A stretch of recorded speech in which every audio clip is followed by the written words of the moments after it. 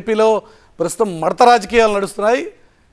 YCP కుర్చీని మడత పెట్టేందుకు ప్రజలు సిద్ధంగా ఉన్నారని చంద్రబాబు అంటే, ప్రజలు 5 ఏళ్ల క్రితమే చొక్కా మడతేసి చంద్రబాబు కుర్చీలు మడిచేసి ఆ పార్టీని 23 సీట్లకే పరిమితం చేశారు అని కౌంటర్ ఇస్తున్నారు ముఖ్యమంత్రి జగన్మోహన్ రెడ్డి.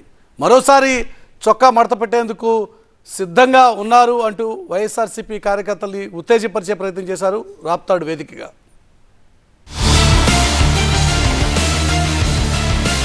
ఏపీలో ఎన్నికలకు సమయం దగ్గర పడుతున్న కొద్దీ రాజకీయం వేడెక్కుతోంది. లేటెస్ట్ గా రాప్తాడులో జరిగిన సిద్ధం సభలో మాట్లాడిన సీఎం జగన్ టీడీపీ అధినేత చంద్రబాబుపై మరోసారి విమర్శల వర్షం కురిపించారు. మరో 55 రోజుల్లోనే ఎన్నికలు ఉన్నాయని, 175కు 175 సీట్లు మన టార్గెట్ అని స్పష్టం చేశారు. 25కు 25 ఎంపీ సీట్లు గెలవాలని అన్నారు. ఈ ఎన్నికల తర్వాత టీడీపీ రూపురేఖలు కనిపించవని జగన్ అన్నారు. తమ పాలనలో రాష్ట్రంలో విప్లవాత్మక మార్పులు తీసుకొచ్చామని జగన్ అన్నారు.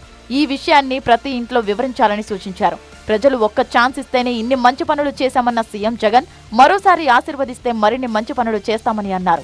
ఇక టీడీపీ జనసేనపై తనదైన శైలిలో సెటైర్లు వేశారు సీఎం జగన్. ఫ్యాన్ ఇంట్లో ఉండాలి, సైకిల్ బయట ఉండాలి, గ్లాసు సింక్ లో ఉండాలని కామెంట్ చేశారు.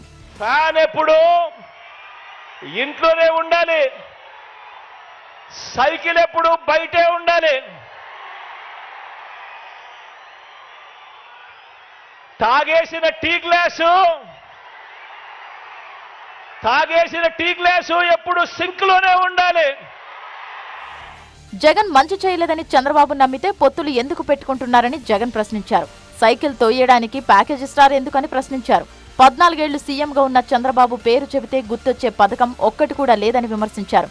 ప్రజలు 5 ఏళ్ల క్రితం చొక్కా మడతేశారని, చంద్రబాబు కుర్చీలు మడిచి 23 సీట్లకు తగ్గించారని అన్నారు. మరోసారి చొక్కా మడతేయడానికి సిద్ధంగా ఉండాలని సూచించారు. చొక్కా మడతేసి బాబుకున్న కుర్చీలను కూడా మడిచి చీపుళ్లతో ఊడ్చి వారి పార్టీని శాసనసభలో 102 నుంచి 23కు తగ్గించారు కదా అని అడుగుతా ఉన్నాను. సిద్ధం సభలతో జగన్ ఎన్నికల ప్రచారంలో దూసుకుపోతుంటే, రా కదలిరా సభలతో చంద్రబాబు కూడా ఎన్నికల ప్రచారం చేపడుతున్నారు. మరో 53 రోజులే జగన్ పాలన ఉంటుందని పర్చూరు సభలో అన్నారు. తన అనుభవం ముందు జగన్ ఒక బచ్చా అంటూ విమర్శించారు. ఎన్నికలకు ముందే టీడీపీ విజయం ఖాయమైందని తెలిపారు. మొత్తానికి ఇటు జగన్ అటు చంద్రబాబు కామెంట్స్ తో ఏపీలో ఎన్నికల వేడి మొదలైంది.